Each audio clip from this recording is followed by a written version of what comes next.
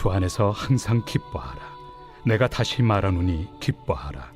너희 관용을 모든 사람에게 알게 하라. 주께서 가까우시니라. 아무것도 염려하지 말고 다만 모든 일에 기도와 간구로 너희 구할 것을 감사함으로 하나님께 아뢰라. 그리하면 모든 지각에 뛰어난 하나님의 평강이 그리스도 예수 안에서 너희 마음과 생각을 지키시리라. 끝으로 형제들아, 무엇에든지 참되며 무엇에든지 경건하며 무엇에든지 옳으며 무엇에든지 정결하며 무엇에든지 사랑받을 만하며 무엇에든지 칭찬받을 만하며 무슨 덕이 있든지 무슨 기림이 있든지 이것들을 생각하라. 너희는 내게 배우고 받고 듣고 본 바를 행하라. 그리하면 평강의 하나님이 너희와 함께 계시리라. 20세기 대중문화를 이끌어가는 대표적인 인물 중에 한 사람으로 평가받는 미국의 배우이자 모델, 가수가 한 분 있는데 바로 마릴린 먼로우입니다. 아마 나이 드신 분들은 마릴린 먼로우 그러면 영화배우로 아마 잘 기억을 하실 거예요. 세계인의 연인이라고 불렸던 분입니다.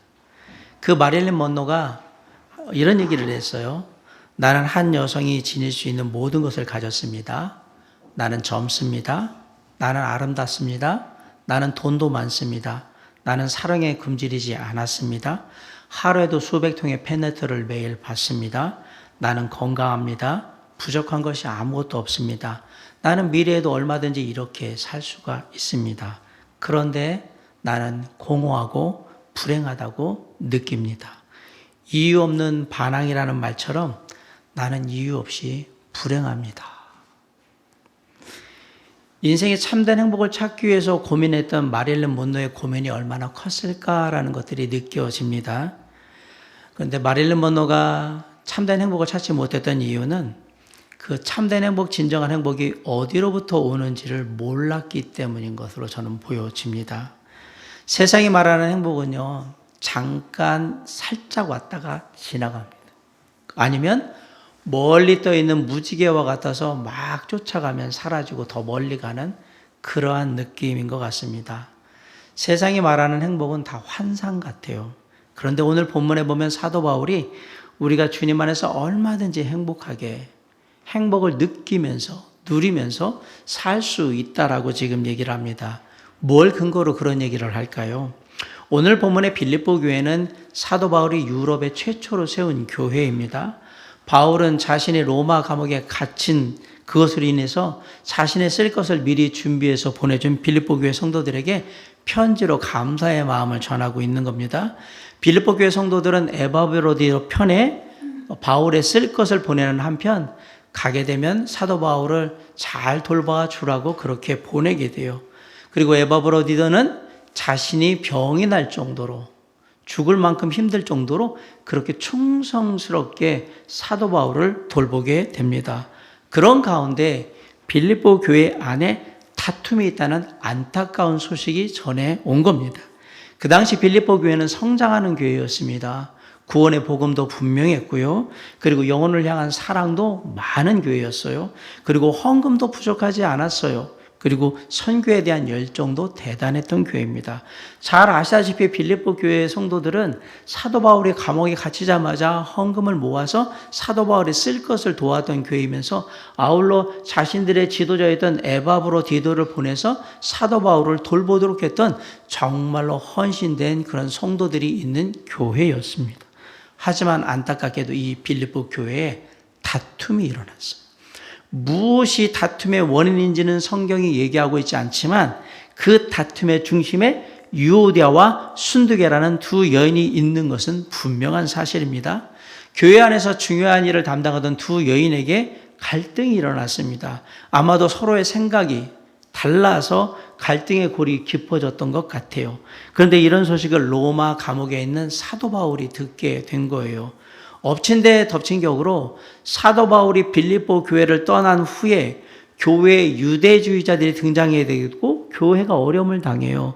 유대주의자들은 손할례당이라고 부르면서 율법을 자랑합니다. 거기다가 율법주의자들은 할례와 율법이 제일 중요하다고 계속해서 사람들에게 강조하기 시작해요. 하지만 사실 이들은 자신들의 배만 불리는 이기적인 사람들이었어요. 그래서 사도 바울은 이들을 십자가의 원수로 행하고 있는 자들이다라고 부르면서 이들의 유혹에 빠지지 말고 주님 안에서 믿음으로 굳게 서 있으라라고 권면을 했던 겁니다. 비록 바울은 로마 감옥에 멀리 떨어져 있는 상황이었지만 빌립보 교회 성도들이 신앙이 자라며 그리고 복음을 잘 지켜갈 수 있도록 간절히 기도했습니다. 사실 죽음을 앞두고 있는, 기다리고 있는 입장에서는 내 코가 석자잖아요. 나 걱정하기도 바쁘고 나 생각하기도 바쁜데 놀랍게도 사도 바울은 죽음을 기다리는 입장에서도 여전히 누군가를 위해서 간절히 기도하고 있는 모습을 보여주므로 우리에게 큰 감동을 주고 있습니다. 유오디아와 순두개가 다투고 있다는 이 소식은 빌립보 교회 성도들의 아픔이에요. 그래서 사도 바울은 어떻게든지 도와주고 싶었던 거예요.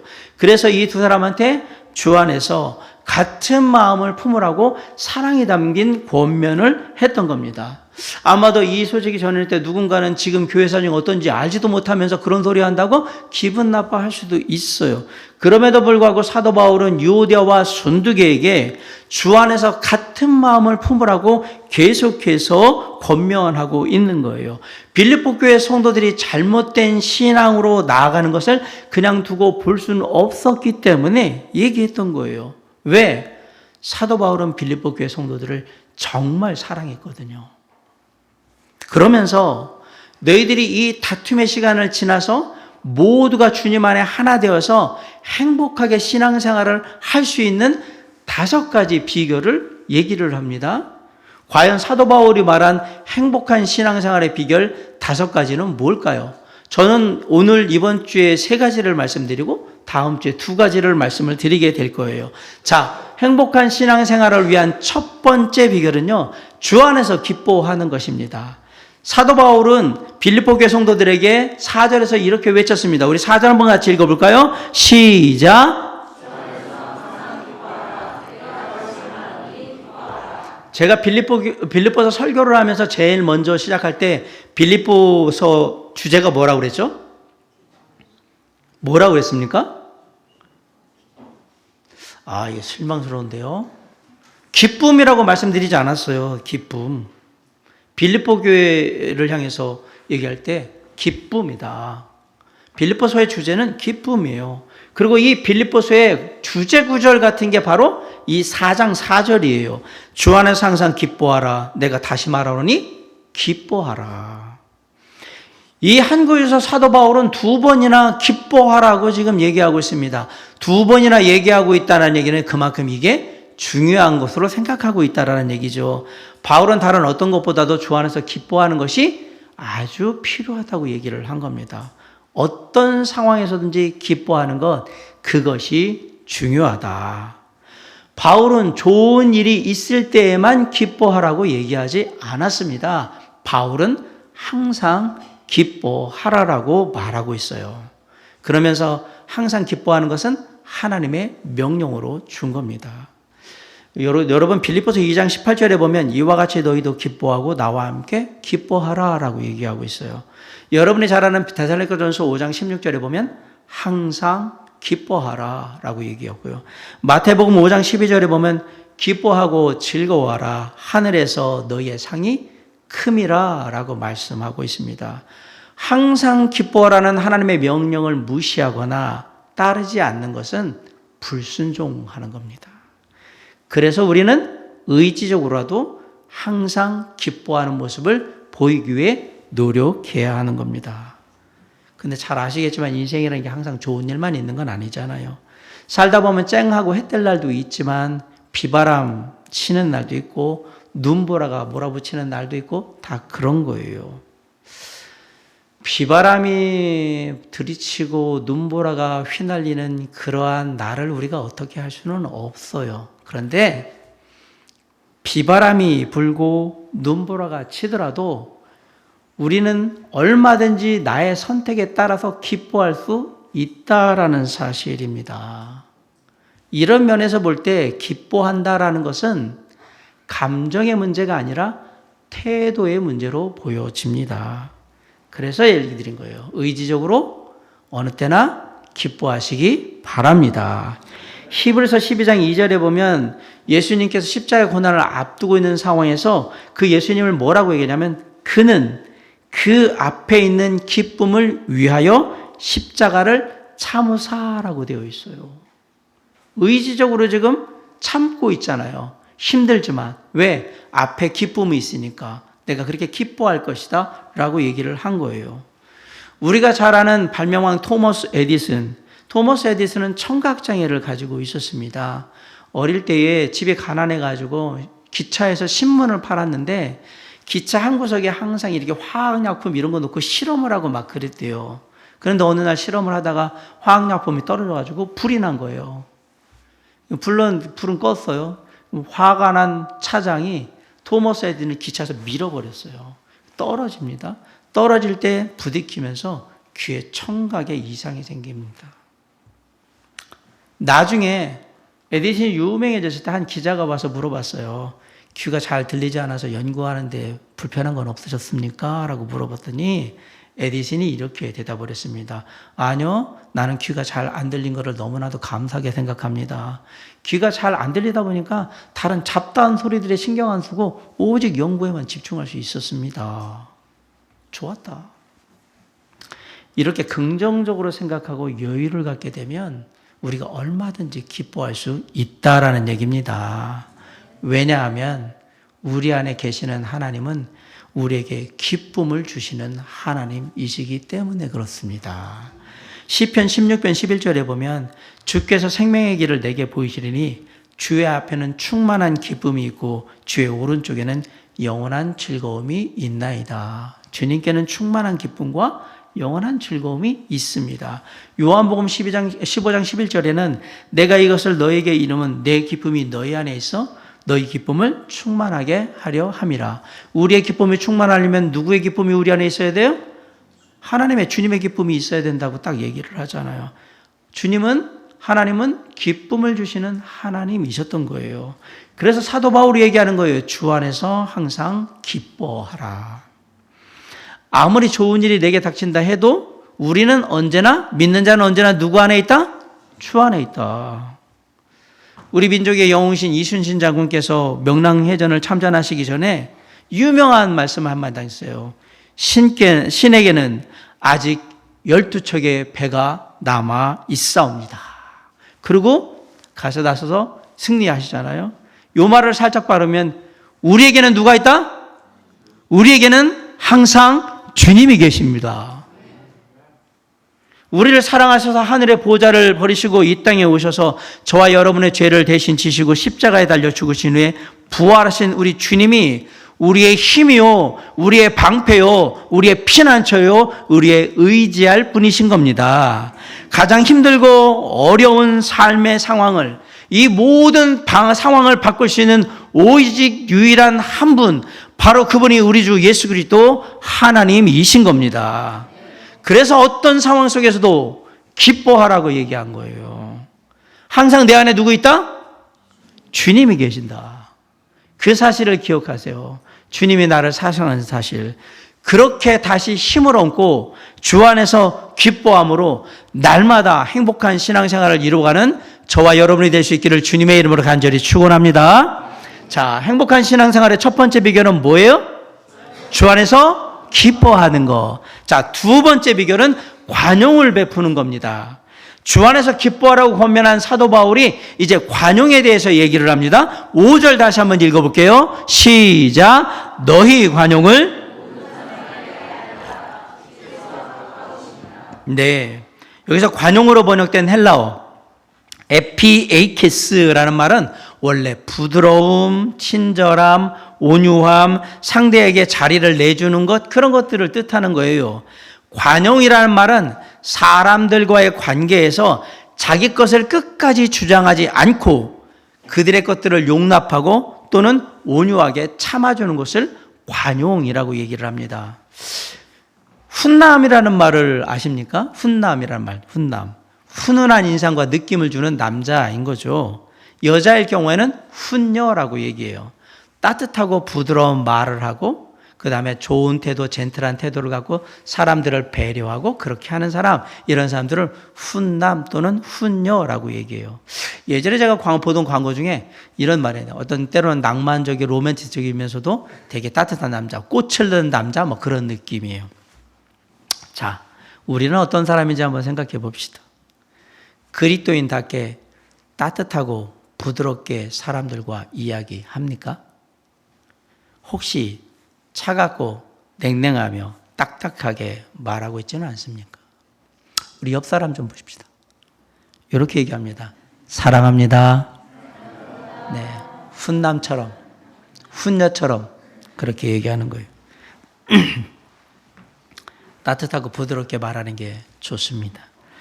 일본의 여류 소설가이자 작가인 미우라 아야코가 1963년에 빙점이라는 소설을 써요. 아주 유명한 소설이에요. 근데 이 소설을 쓰게 된 계기가 아주 흥미롭습니다. 미우라 아야코와 결혼해서 사는데 남편의 월급으로는 사는 게 빠듯해가지고 상점을 하나 차렸어요. 근데 워낙에 이 두 분이 다 크리스찬이라서 정직하고 성실하게 열심히 일하니까 상점이 계속해서 그냥 잘 돼가지고 급성장을 하게 됐어요. 많은 직원들을 두고 그리고 그냥 큰 규모로 운영을 하게 됐어요. 그런데 어느 날 남편이 집에 돌아오면서 아내인 미우라 아야코에게 얘기했어요. 여보, 우리 상점이 너무 잘 되니까 주변에 있는 상점들이 전혀 영업을 못하네. 어떡하지? 어쩌면 좋을까 생각. 그때 미우라 아야코와 남편이 한 결정은요, 너무 놀랍습니다. 상점에 들어오는 물건의 수를 줄여버렸어요, 먼저. 그러더니 서서히 상점의 규모를 줄였어요. 그러니까 사람들이 볼 때는 이제 미우라 아야코와 남편이 하는 상점이나 다른 상점이나 물건이 비슷하고 규모도 비슷하니까 여기도 갔다 저기도 갔다 그러면서 이렇게 상점이 된 거예요. 그래서 사실은 큰 상점 운영할 때는 엄청 바빠서 시간이 없었는데 이렇게 해도 더 이상 이제 바빠지지 않게 된 거예요. 바빠지지 않으니까 뭐냐면 나 이제 그동안 못했던 글쓰기나 좀 해야 되겠다 그러고서 쓴 소설이에요. 그 소설로 쓴 게 바로 빙점입니다. 다른 사람을 배려한 결과가 유명한 소설가가 됩니다. 일본의 유명한 국민 소설가예요. 미우라 아야코. 그리스도인답게 양보하고 배려하고 계십니까? 혹시 손해 안 보려고 내 거 챙기는데 혈안이 되어가지고 그렇게 살고 있지는 않습니까? 어디 가면 그냥 까다롭게 이것저것 요구하면서 잘 참지도 못하고 그냥 조금만 아니다 그러면 막 부르르 화를 내고 막 그러고 있지는 않냐 말이에요. 말 한마디 행동 하나하나에 되게 예민하게, 요즘 사람들이 얘기하면 예민 보스라고 하거든요. 그래서 그냥 가는 곳마다 사람들이 그냥 뭐 어쩔 말보다 긴장하고 막 그렇게 만드는 그런 삶을 살고 있냐라고 제가 묻는 겁니다. 제 말 잘 기억하세요. 그러면 어디 가도 환영 못 받고요. 당신도 행복하게 못 삽니다. 꼭 기억하세요. 관용을 베풀 줄 아는 영적인 훈남, 훈녀가 되시기 바랍니다. 그런 의미에서 옆 사람 다시 보세요. 옆 사람이 남자면 훈남이 됩시다 그러고요. 여자면 훈녀가 됩시다 라고 하세요.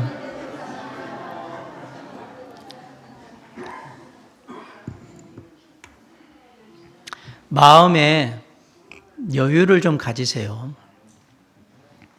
먼저 남에게 뭘 요구하거나 내가 받아야 된다는 생각을 하지 마세요.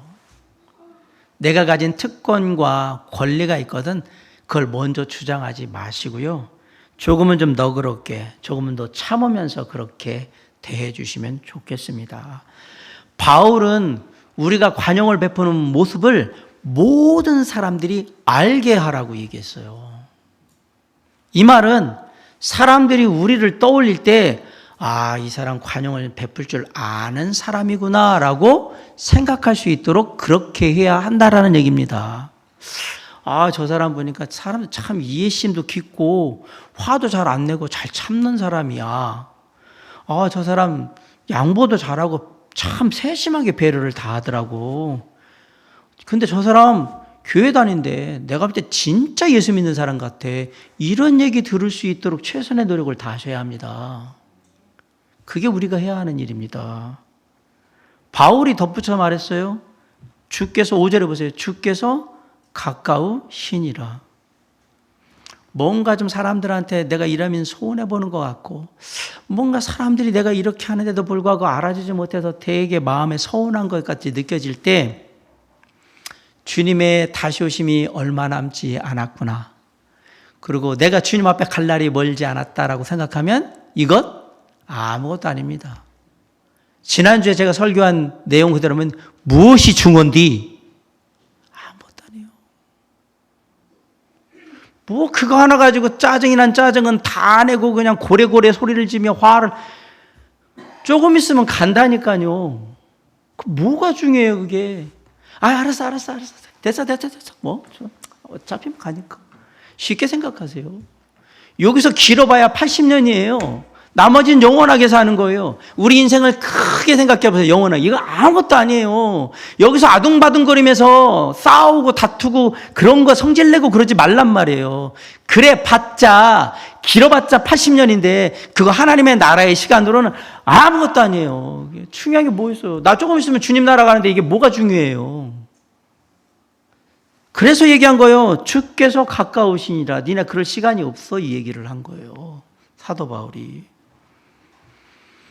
사랑하는 성도 여러분, 우리의 마음을 아시고 우리의 모든 행위를 살피시는 주님께서 너그럽게 관용을 베푸는 우리를 칭찬하실 겁니다. 그리고 잘했다고 격려해 주실 겁니다. 그것을 믿고요. 오늘도 주변의 사람들에게 그리스도의 마음으로 너그럽게 관용을 베풀므로 행복한 신앙생활을 이어가는 저와 여러분이 될 수 있기를 주님의 이름으로 간절히 축원합니다. 자, 두 번째 비결은 관용을 베푸는 거예요. 세 번째 비결은 뭘까? 감사함으로 기도하는 겁니다. 주 안에서 기뻐하고 관용을 베풀라고 말한 사도 바울이 기도에 대해서 얘기합니다. 우리 6절, 7절 한번 읽어볼게요. 시작. 아무것도 염려하지 말고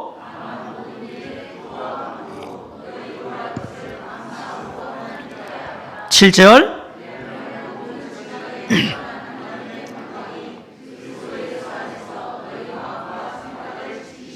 네. 염려와 걱정은 우리 안에 있는 기쁨을 금방 사라지게 만들고 행복을 다 빼앗아 갑니다. 근데 살다 보면 염려 안 하고 걱정 안 하고 살래야 살 수가 없잖아요. 오죽했으면 주님께서 마태복음 6장에서 염려에 대해서 이렇게 얘기했을까? 마태복음 6장 25절 보면 목숨을 위하여 무엇을 먹을까, 무엇을 마실까, 몸을 위하여 무엇을 입을까? 염려하지 말라. 27절에 보면 너희 중에 누가 염려함으로 그 길을 한 자라도 더할 수 있겠느냐. 31절에 그러므로 염려하여 이르기를 무엇을 먹을까, 무엇을 마실까, 무엇을 입을까 하지 말라. 34절에 그러므로 내일 일을 위하여 염려하지 말라. 내일 일은 내일이 염려할 것이요 한날의 괴로움은 그날로 족하니라. 그리고 오죽했으면 염려하는 사람들을 주님이 뭐라면 믿음이 작은 자들아 라고 했어요. 그건 그리스도인이 사실 할 게 아니라는 얘기입니다. 물론 우리가 염려할 수 있죠. 염려에 계속 붙들려 살면 안 돼요. 염려가 들면 빨리 끊고 주님께 가야 된다. 오늘 염려와 걱정을 해결하는 가장 효과적인 방법으로 사도 바울이 제안한 건 기도예요, 기도. 바울은 염려와 걱정이 생길 때마다 염려, 걱정 그만하고 기도하라 라고 얘기한 거예요. 염려 스탑, 걱정 스탑, 기도 스타트. 기도하란 말이에요, 기도. 염려와 걱정이 들 때마다 하나님께 그걸 다 가지고 나아가라고. 그래서 아뢰라고 얘기하는 겁니다. 그게 어떤 문제든 상관없으니까 다 하나님께 가지고 나아가라. 주께 가지고 나아가 아뢰라. 건강의 문제건 물질의 문제건 삶의 인간관계의 문제건 가족의 문제건 영적인 문제건 아무 상관없으니까 다 주님께 가지고 나오라라고 말씀하시는 거예요. 나의 기도에 귀를 기울이시고 나의 기도를 주님의 뜻에 합당하게 여기시면 주님이 합당한 때에 합당한 방법으로 반드시 이루어 주실 것이라고 믿고 감사함으로 기도하라. 그게 바울이 얘기하는 거예요. 반드시 믿고 감사함으로 기도하시기 바랍니다. 오늘 히브리서 11장 6절에 보면 믿음이 없이는 하나님을 기쁘시게 못하나니 하나님께 나아가는 자는 반드시 그가 계신 것과 또한 그가 자기를 찾는 자들에게 상 주시는 이심을 믿어야 할지니라. 하나님이 계신 걸 믿으면 마태복음 21장 22절에 너희가 기도할 때에 무엇인지 믿고 구하는 것은 다 받으리라 하시니라. 믿고 구하는 건 어떻게 한다? 다 받는다. 좀 믿으세요. 빌립보서 4장 6절에 그래서 얘기한 거예요. 아무것도 염려하지 말고 다만 모든 일에 기도와 간구로 너희 구할 것을 감사함으로 하나님께 아뢰라. 그렇게 믿고 감사함으로 하나님께 아랠 때 기도할 때 이루어지는 결과가 뭐냐? 7절 다시 했습니다. 시작. 그리하면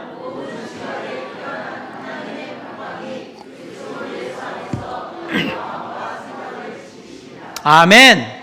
우리의 이해를 뛰어넘는 하나님의 평강이 우리의 마음 가운데 임하여서 우리의 마음의 마음을 지켜주신다.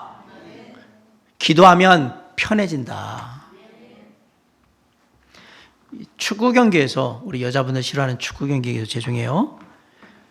공격수가 아무리 잘해도 그 모든 공격을 철저하게 잘 막아내서 골을 잘 먹지 않게 수비를 잘하는 수비수에게 주어지는 아주 명예로운 별명이 뭐냐면 통곡의 벽이에요. 통곡의 벽.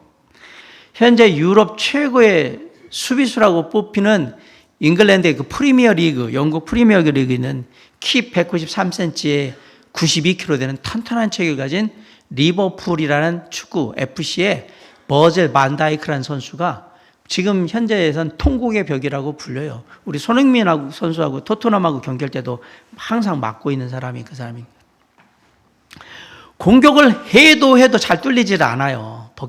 그래서 이 수비수가 앞에 서면 골을 넣기가 너무 힘든 거예요.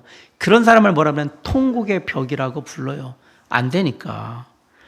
하나님의 평강이 저와 여러분의 마음과 생각을 탄탄하게 지켜주는 영적인 통곡의 벽입니다.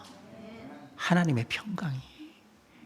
염려와 걱정, 불안, 두려움이 계속해서 시도 때도 없이 나를 공격하고 또 공격하고 또 공격해도 내 안에 하나님이 주신 평강이 있으면, 내가 감사함으로 기도할 때 주어지는 하나님의 평강이 내 안에 있으면 내가 흔들리지 않는 편안함을 갖는 거예요. 하나님의 평강을. 그래서 염려와 걱정과 불안이 두려움이 계속 하다가 지쳐가지고 울면서 돌아가는 거예요. 이게 영적인 통곡의 벽이에요. 그게 하나님의 평강입니다. 하나님의 평강은 우리의 마음과 생각을 지키는 영적인 통곡의 벽이었던 겁니다. 찬송가 413장은 그러한 우리 믿는 자들의 마음을 이렇게 노래합니다. 내 평생에 가는 길 순탄하여 늘 잔잔한 강 같든지 큰 풍파로 무섭고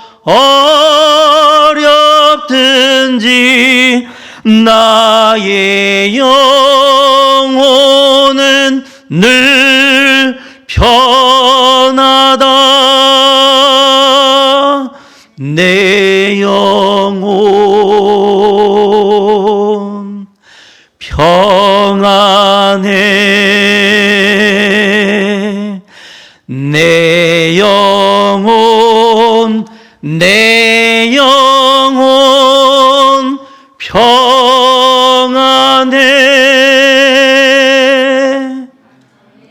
하나님의 평강이 우리의 마음과 생각을 지키면 우리는 편안한 거예요.